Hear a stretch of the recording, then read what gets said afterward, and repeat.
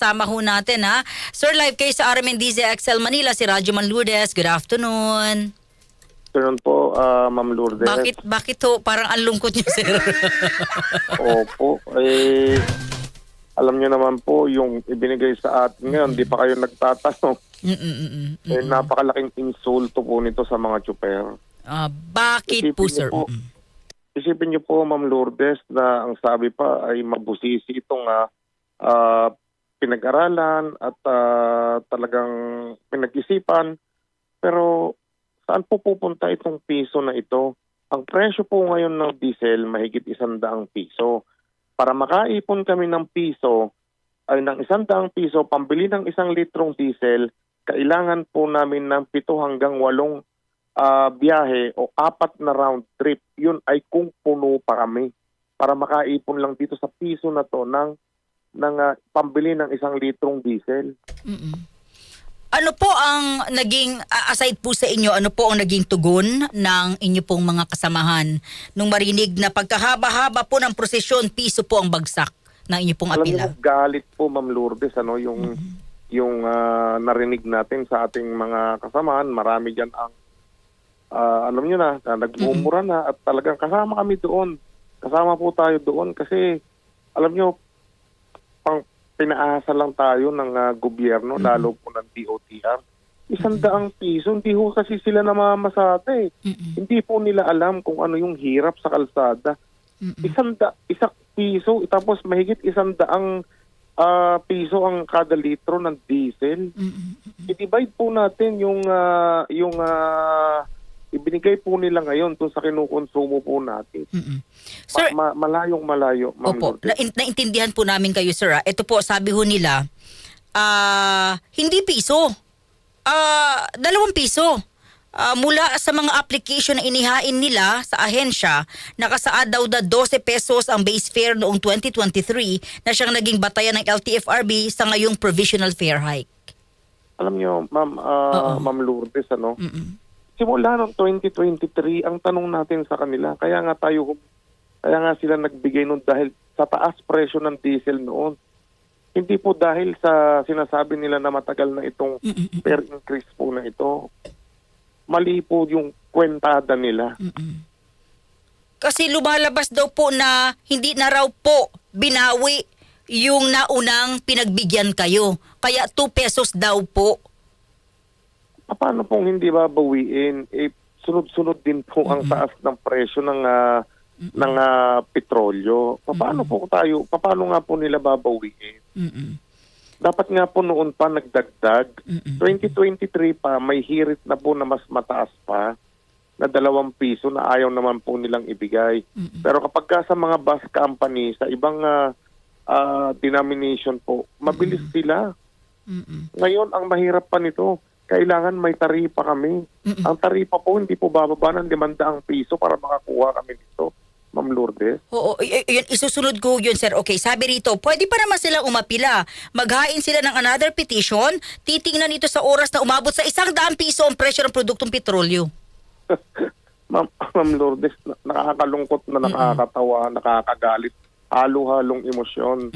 Noong pang nakaraang linggo, unang linggo pa lamang na sumiklab ito, 90 hanggang 100 piso na po ang itinaas ng ang umabot ang petrolyo. Tapos ngayon pa lang po nila naiisip yan.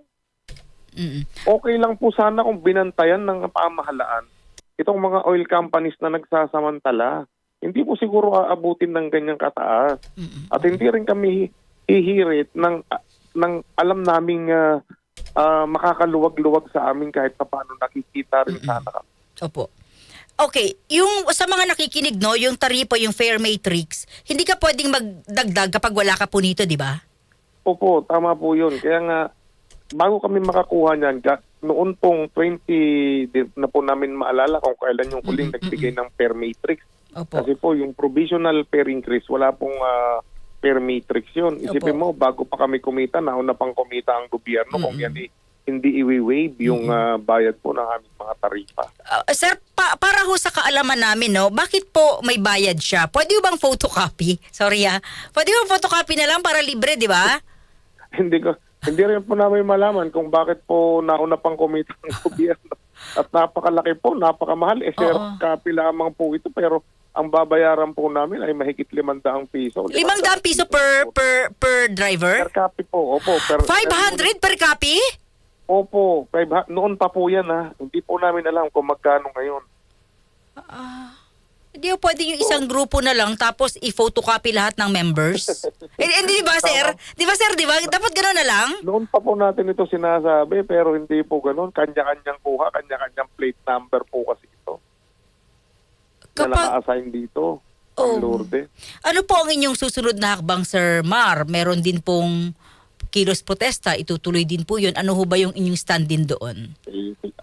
Sa amin kasi ngayon, medyo mabigat po yung tigil pasada. Yung kilos protesta, okay lang po. Pagka po ba nag-strike kami ngayon, bukas po ba 55 na ang diesel at bukas din po ba 5 piso nang idadagdag. So may mga avenues pa naman na pwede nating kausapin. Na sabi nga, pwede tayong maghimotok ngayon, pwede tayong magalit ngayon, pero pwede pa rin tayong umapila at manawagan. Kapag wala na talaga na tayong nakikita na anumang ginagawa ng gobyerno na makakatulong sa atin, siguro that's the time na kailangan nang lumabas sa kalsada. So, ulitin ko lang po, muli ho ba kayong aapila for additional... Opo. Hindi lang namin pa alam kung bukas, Huwebes o sa susunod na linggo po namin ito iaapila kasi ang effectivity po nito Huwebes pa. Makita po ninyo palakasan po siguro ito.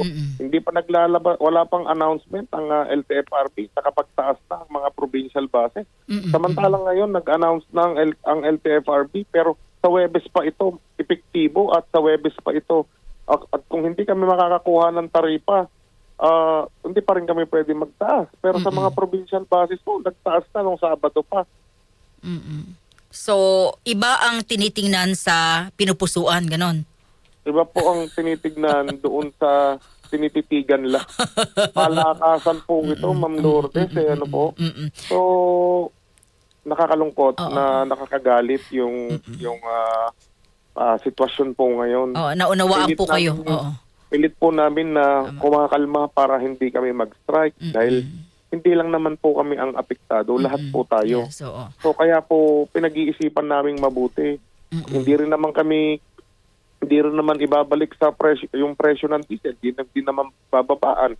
Hindi rin naman ibibigay yung malaki na per increase na bibigay sa atin. Tapos hindi pa kami bibiyahe ng mga araw na yan. So mabigat po talaga. Mahirap siyang pag-isipan o desisyon ngayon. Sir, paglilinaw lamang po, hindi po kayo sasama sa malawakang protest ng piston? Opo, hindi po sa ngayon. Hindi pa po sa ngayon. Opo. May tanong ho, magkano ho bang lugi po ninyo sa isang araw sa inyong pasada, sir? Sa ngayon po, ngayon na nagtaas po ng ganyang kalaki, antayin natin na matapos itong araw kung talagang may kikitain pa o talagang po sanang magtitigil pasada. Kaya nga po, sabi namin, ano pang silbi nung transport strike kung sana talagang titigil yung ating mga kasama dahil nga imbis kumita, ilugi pa. Sabi ho ng LTFRB, no, sa pagkakataong ito, dapat daw lahat nagtutulungan. No? Sana maintindihan yung kanilang desisyon.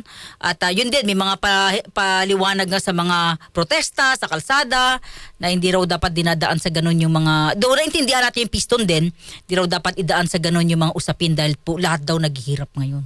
Yung pong protesta sa ngayon, siguro mauunawaan pa natin. Pero yung tigil pasada, kung ibibigay po ito katulad ng mga hiling namin nung una na kami lamang po talaga ang apektado ay po pwede po siguro.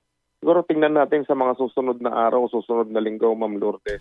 Mabigat po ito desisyonan. Opo. Hindi po ganun kadali para sa amin. Pero nauunawaan natin yung iba nating kasama.